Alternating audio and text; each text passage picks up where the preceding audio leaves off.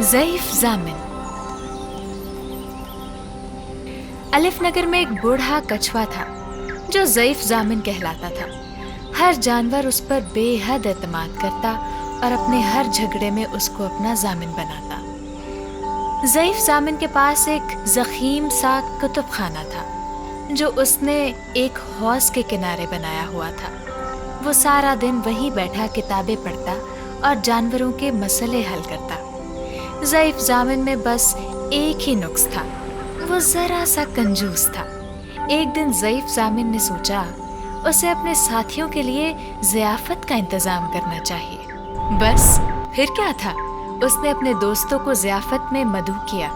لیکن ضیافت سے ایک دن پہلے جب ضعیف کھانے کی فہرست بنانے لگا تو اسے احساس ہوا کہ وہ اور اس کے دوست ہاضمہ خراب ہونے کی وجہ سے کچھ کھا ہی نہیں سکیں گے۔ ضعیف نے پریشانی میں توتو طوطے کو بلایا، کیونکہ توتو کو نت نئے کھانوں کا پتہ ہوتا تھا اور ضرورت پڑنے پر کھانوں کے بارے میں سب اسی سے ہی مشورہ کرتے تھے۔ جی ضعیف بھائی، آپ نے مجھے بلایا؟ توتو اس کے بلانے پر جھٹ اڑ کر آیا۔ ہاں توتو، ایک مسئلہ ہے، مجھے اپنی ضیافت کے لیے کھانے کا انتخاب کرنا ہے، مگر ایسا کھانا جو مزیدار بھی ہو اور زود ہضم بھی۔ تمہیں تو پتہ ہے میرے معدے کا حال اچھا نہیں۔ ضعیف ضامن نے اس کو اپنا مسئلہ بتایا۔ توتو نے اپنا سر کھجایا۔ مچھلی کے انڈے اور سمندری گھاس ٹھیک رہے گی۔ نہیں توتو، انڈوں سے مجھے الرجی ہے اور گھاس مجھے ہضم نہیں ہوتی۔ ضعیف ضامن نے فوراً کہا۔ اچھا، پھر کینچوے اور کھمبیاں ٹھیک رہیں گی۔ ضعیف ضامن نے چند لمحہ سوچا اور پھر کہا، ہاں اچھا ہے، پر کھمبیاں مجھے پسند نہیں اور کینچوے بڑے مہنگے ہو گئے ہیں۔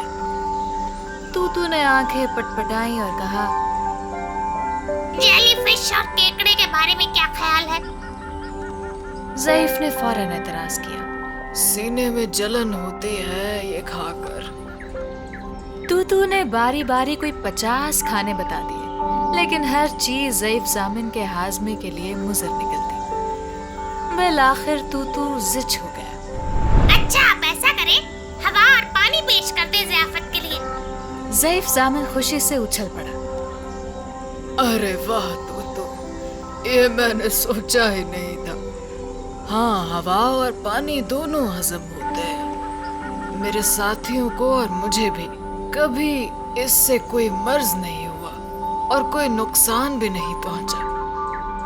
بس ٹھیک ہے، ہوا اور پانی ہی پیش کرتا ہوں میں اس ضیافت میں۔ ضعیف ضامن نے اعتماد سے کہا اور توتو اس کی شکل دیکھتا رہ گیا۔ تو بس جو بھی ضعیف ضامن کے پاس جاتا ہے وہ اسے ہوا اور پانی پیش کرتا ہے اور اسے یہ بھی بتاتا ہے کہ دونوں چیزیں صحت کے لیے کتنی بے ضرر ہیں۔